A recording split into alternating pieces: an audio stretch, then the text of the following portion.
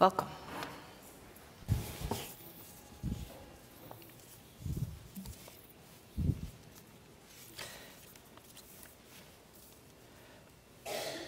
What a beautiful day. And made more beautiful by having opportunity to come visit you and be with you in worship today. And the pastor has been so kind and gracious to share the pulpit. I have some prior association. I still want to say Central District or Heartland District, or this area of our connection.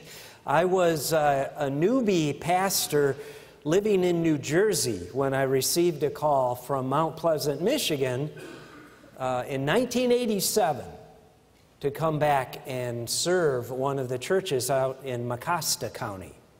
So I spent a number of years there. It's wonderful to be back in this area and to be with some old friends and some new friends. I'm very, very grateful for that. And I'm very grateful for Reverend Diane and how she has extended the invitation for me to come visit. And by that I mean, when you've been in this gig for a while, right, and we've all been in each other's shoes, there are ways to invite people, and there are ways maybe not to invite people, and ways to be present and not present. Boy, has she done this with class. I'm very grateful at how you invited me and allowed me to take a week of vacation up and around the lakes a little bit, so I'm coming back from some family time. Now, I'm a little bit befuddled today. I'm usually a very well-organized person in the pulpit, and I am yet again today, except I will probably depart a little bit. I want to start with a story that was shared with me about the resort community north of here during this time of year some years ago. Recently, but a few years ago. One of our clergy colleagues and his spouse received contact from two young women who wanted help. They were young adults, these women, and they contacted the church in some way, and they had a story to tell that broke many hearts. They told about coming to America from Eastern Europe. They told about being promised job opportunities, a kind of, quote, study abroad scenario. I wanted to be careful how I use that language. It was a sham program. They were met at the Detroit Metropolitan Airport, I believe, and of course, someone with a smile, a very persuasive person, said, "Let me take your documentation for safekeeping," so forth and so on. And they were promised that if they worked in a particular restaurant, or in this case, in a hotel, that they would be compensated and allowed to take some schooling in America. And they ended up in a kind of debt bondage in the Traverse City area in the hotel-motel cleaning business. So I am very, very conscious in coming back to you after a week around pure Michigan that there's a lot of stuff about Michigan that ain't so pure. And I say that not meanly, but honestly. These women, to my knowledge, were not involved in what we call sex trafficking. They were involved in what would be considered labor trafficking, holding people against their will through, quote, force, fraud, or coercion to do jobs with very little, if any, compensation. I'm sure there was serious intimidation involved and maybe some physical abuse in terms of the control. And they eventually, somehow, got access to one of our pastor colleagues who contacted the authorities. And I'm not sure exactly how that story turned out, but there was a large investigation, in Michigan, in the northwest part of the Lower Peninsula, into labor trafficking, or what we would call contemporary modern-day slavery, right here in pure Michigan. I'll share with you some statistics. It is thought that perhaps 27 million people are held in slavery today throughout the world. By slavery, we mean held against their will in either so-called sex industries or sexual exploitation, or in labor markets where they are treated as slave labor. In the United States, it's difficult to know how much of this is happening, but it is happening here. It's not just overseas. Each year, perhaps as many as 10,000 to 15,000 people enter the country and are manipulated under these pretenses. And there are people who already live here, who are, quote, native born in the U.S., who are exploited. The common denominator is vulnerability.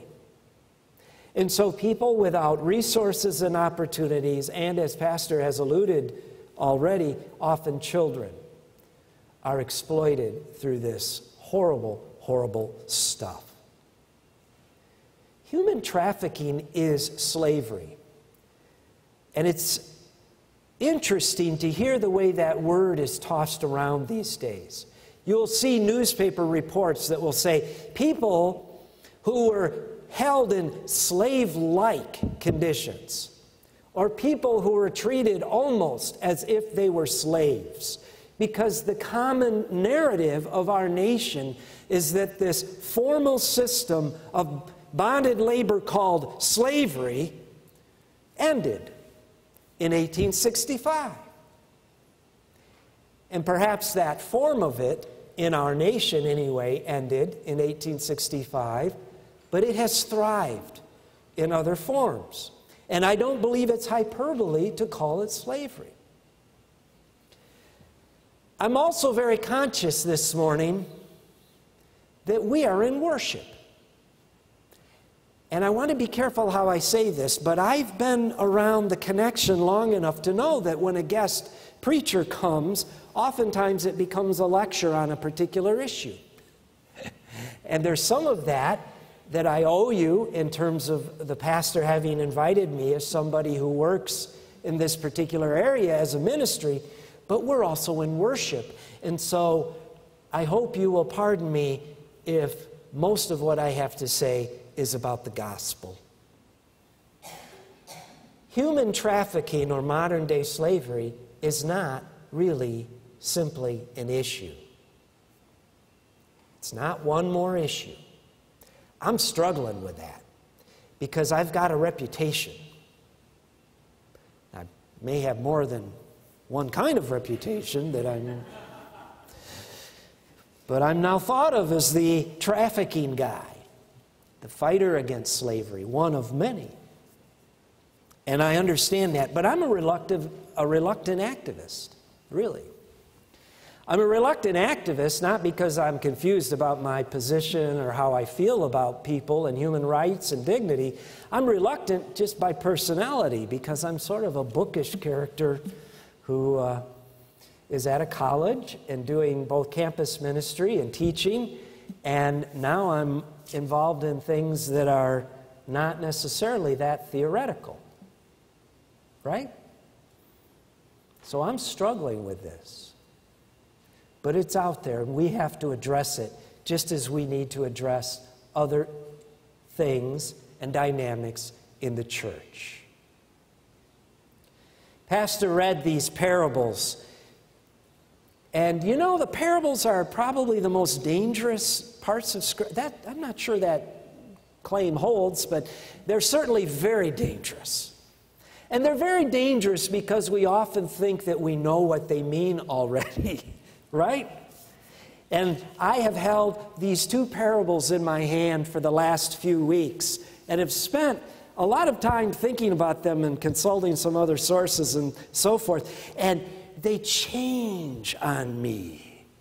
And they've changed over the last week in terms of their meaning and what they bring. The parables of Jesus are some of the most captivating and frustrating stories of ancient times. And the church has often domesticated the parables, sort of brought them inside the building, so to speak, and made them safe little object lessons, right? Sheep are cute. If you're not all that familiar with them, they're especially cute, right? Perhaps.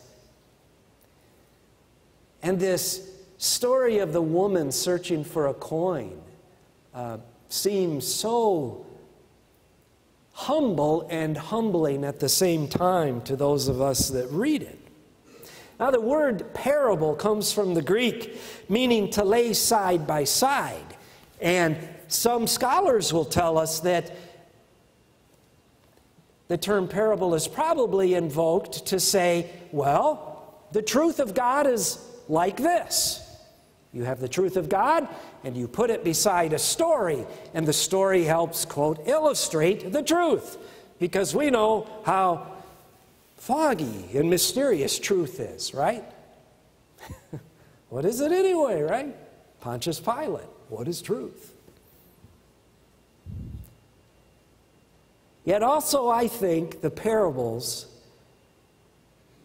by their side-by-side nature, not only show us the truth of God, or at least reveal a glimpse, they show us a contrast. In other words, the parables don't only say, this is like that. I believe the parables also say, this, whoa, is not like that. You with me? A disjunction. A bit of an abrupt chasm between the two things. The parables, which set out to say, it's like this, often end up with our hearts saying, I'm not sure that it is, or if it's supposed to be, I'm not sure I'm helping it be like that. Follow? They're disturbing. And Jesus is very sneaky about his parables. You ever notice that? Jesus has got to be one of the sneakiest persons, that ever walked the planet. Not in a threatening or mean-spirited way. I'm not trying to be disrespectful. But he's got a way of getting at our hearts. And we don't always know it's happening until he's already done it. Jesus says, quote, suppose one of you has 100 sheep and loses one of them. He's supposing that he can teach us about God's kingdom and God's love and God's care and God's reclamation by saying, look, suppose one of you has 100 and loses one. Wouldn't you leave the 99 and go seeking diligently for the one? All right, now be honest. Would you? Really, would you? Would you? And I sometimes wonder if Jesus presumes the good, not because we are good, but because he wants to challenge us with the good. David Buttrick once said that any shepherd of Jesus' day who heard this story told would be dumbfounded. Now, we think of shepherds as very, very kind and very caring individuals, of course, and all the imagery in the church life with the episcopacy and watching over and there I go. And I denied the offer. I'm fine. And the Old Testament, right? The Lord is my shepherd. By Jesus' day, most scholars will tell you the reputation of shepherds hit a low. They were seen as itinerant hucksters, sort of taking on a flock as necessary to make a few bucks, to move things here and there, to watch over them more or less to the extent that it helped their pocketbook. That's my description. And so any shepherd, according to some who heard Jesus tell this, would have said at least to him or herself, if not out loud to Jesus, "Are you kidding me? 99, one is gone. And they're all a pain in the neck." Really? 99. One is gone. That's acceptable loss, right? Do the math. Cost-benefit analysis, right? What a stupid shepherd. Right? Goes after one? And the woman and her coins. If you look into this story with some detail, you'll find suggested that the value of the coins, the denomination, so to speak, it is really, really modest, right? Now that's 1 in 10, and you know, the odds are getting a little more concerning perhaps, but still the bottom line, right? It's an acceptable loss. So you might call this the parable of the inefficient shepherd. Oh, I have to say it. Maybe even the, quote, ineffective shepherd, end quote. And the story or the parable of the woman who spent too much time searching for a coin of little value. Right? That's how our culture would hear it. And I'm not sure Jesus, the hearers of Jesus, would have heard it much differently. The church has idealized these stories, made them sweet. Shepherds, sheep, right? Animals. But they are sweet stories not only of comparison and similarity, but they're sweet stories of contrast. This is the way God is, even if we are not like that. This is the way the good shepherd is, even if the ones Jesus guilt-tripped by saying, "How many of you?" Oh, I don't know if I would, but you know, I should. Right? These are sweet stories of contrast. They hold a mirror up to our lives and challenge us. I often say that these are stories consistent with good Wesleyan theology.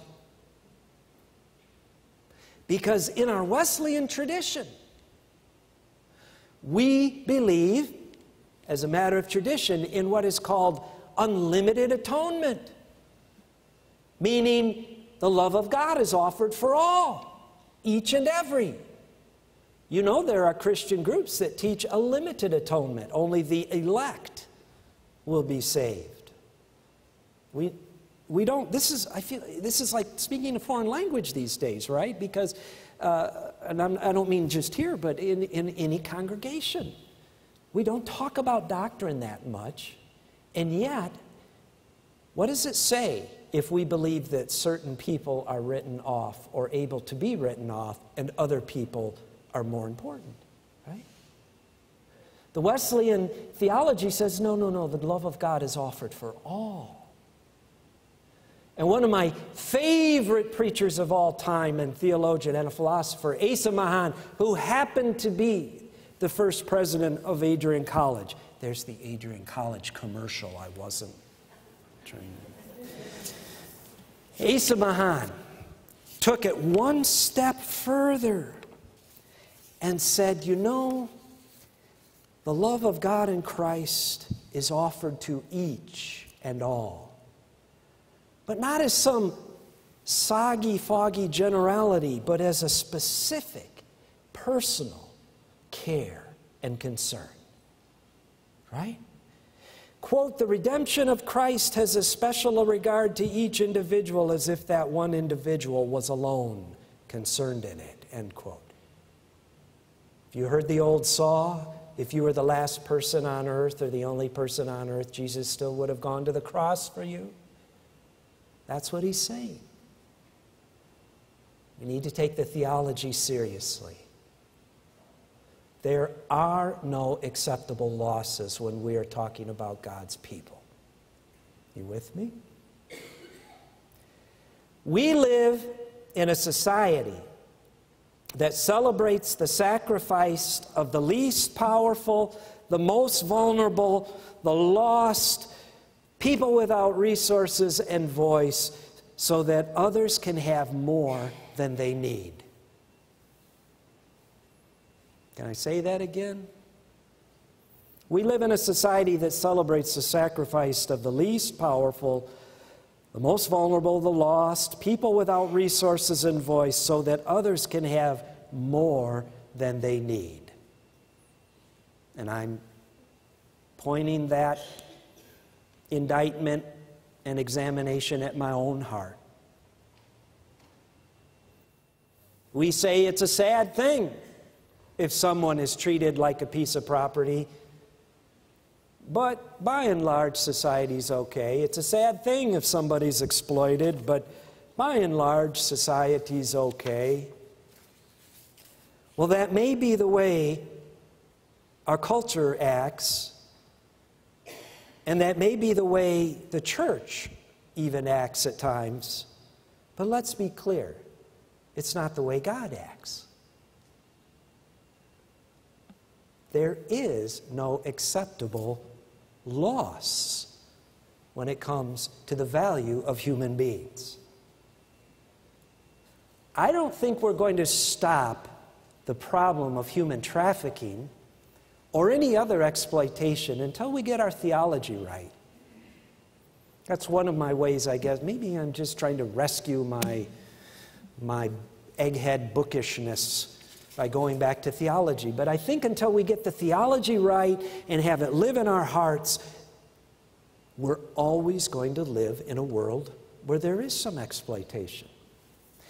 The ushers were very kind, very polite, to share with you this darn near, perhaps actually, in fact, illegible piece of writing. I know. I brought it with me. Blame the guest. These are two words that have become a sort of watchword at our college and in our ministry, and they are intrinsic worth. I-N-T-R-I-N-C-I-K. Intrinsic worth. This is an enlargement of the first college president, Mahan, his handwriting. This is old Dr. Mahan's handwriting.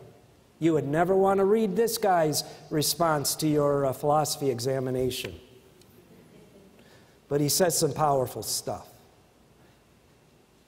Intrinsic worth is a worth that is not earned. It's intrinsic. An extrinsic worth is the kind of worth people will accord you, the kind of worth people may grant you if you please them. An intrinsic worth is a worth given to you by God that is yours, no matter what. With me? No matter race, ethnicity, social class, gender, sexual orientation.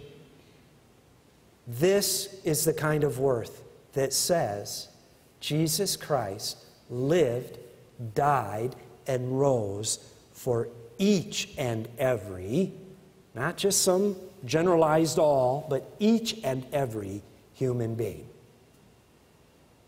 There is no acceptable loss when it comes to the value of human beings. I invite you to take this little scribbled thing. It may be one of the most modest pieces of paper anyone has ever shared with you. Take it home and share it. I've had people come up to me now, years later, and say, I still have that piece of paper. And I will close with this.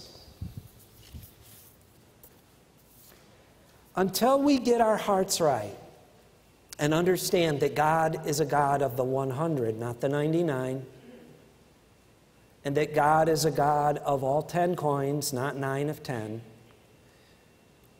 we're always going to have exploitation.